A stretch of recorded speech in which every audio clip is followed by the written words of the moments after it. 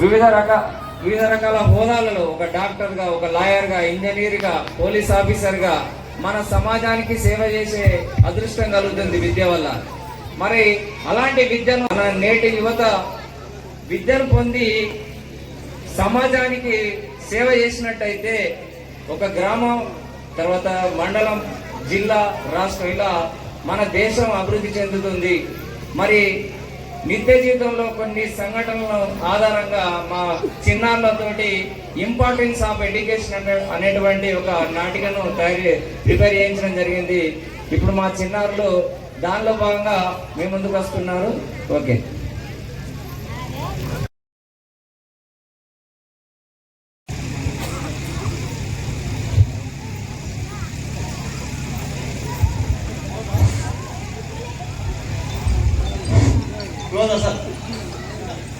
రాజు, గీత త్వరగా రండి, పొలం పనికి వెళ్ళాలి. కూలోళ్ళు వస్తున్నారా సీత? కూలోళ్ళు వస్తున్నారండి, మన పిల్లలు కూడా వస్తున్నారు.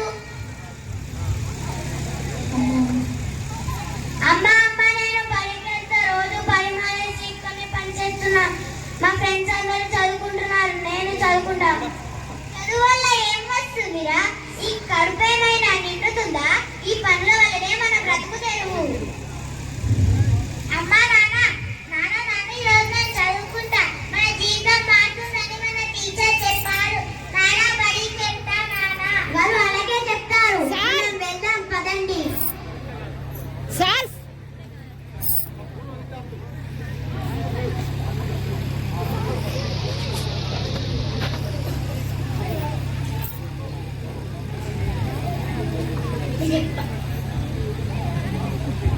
ఎన్నడూ లేని టీచర్లు గిట్టేస్తున్నారు. అవునండి, నిజమే. నమస్కారం రామయ్య గారు. నమస్కారం సారు. మీ పిల్లల్ని ఎక్కడికి తీసుకువెళ్తున్నారు? మా పిల్లల్ని పొలం పనికి తీసుకెళ్తున్నాము. చదువుకునే పిల్లల్ని పనికి తీసుకోవడం తప్పు. ఆయనని పనికి పంపించండి. మీ పిల్లలు ఉండాల్సింది బడిలో, పనిలో కాదు. మా బంధువులలో ఎవరికి ఉద్యోగం రాలేవు, మేము పని చేసుకుంటానే బ్రతుకుతాం. మీ పిల్లలు చదువుల్లో తెలివిగా ఉన్నారు. మీ పిల్లలు చదువుల్లో ఆటపాటల్లో ముందున్నారు. మీ పిల్లలను బడికి పంపేయండి.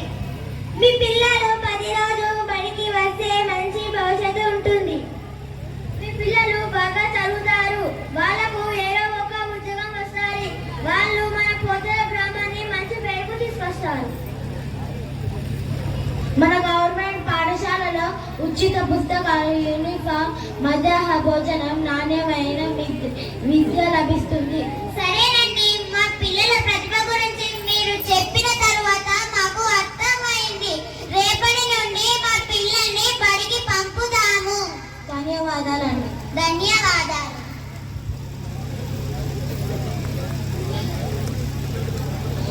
ఏమండి, మన పిల్లల గురించి మన ఊరి టీచర్లు చాలా బాగా చెప్పారు కదా?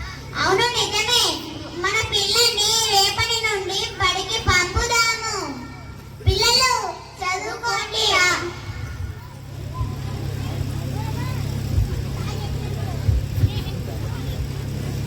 ఇప్పటి వరకు రామయ్య కుటుంబంలో మరి చదువు పట్ల ఆసక్తి లేకుండా మరి వాళ్ళ పిల్లలను చదివించక పనికి తీసుకెళ్ళడం చూసాము. మరి రామయ్య కుటుంబంలో ఉపాధ్యాయుల వల్ల, వాళ్ళ యొక్క ప్రోత్సాహం వల్ల చదువు పట్ల ఆసక్తితో వాళ్ళ పిల్లలను చదివించడం జరిగింది. మరి 15 సంవత్సరాల తర్వాత వారి కుటుంబంలో ఎలాంటి మార్పులు వచ్చాయి ఇప్పుడు చూద్దాం.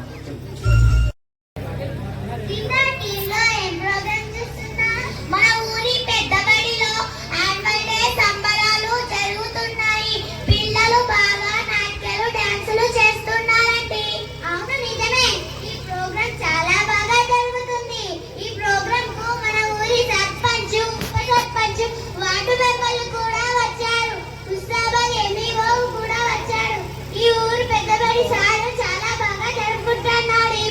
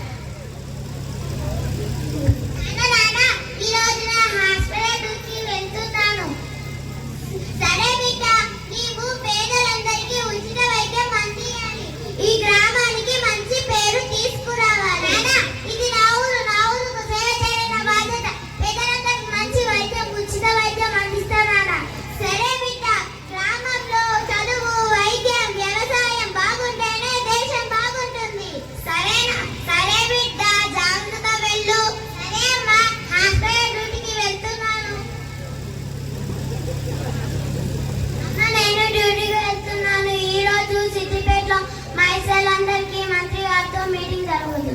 సరే నాన్న, నీవు నీ పేదలందరికీ న్యాయం జరిగేలా చూడు.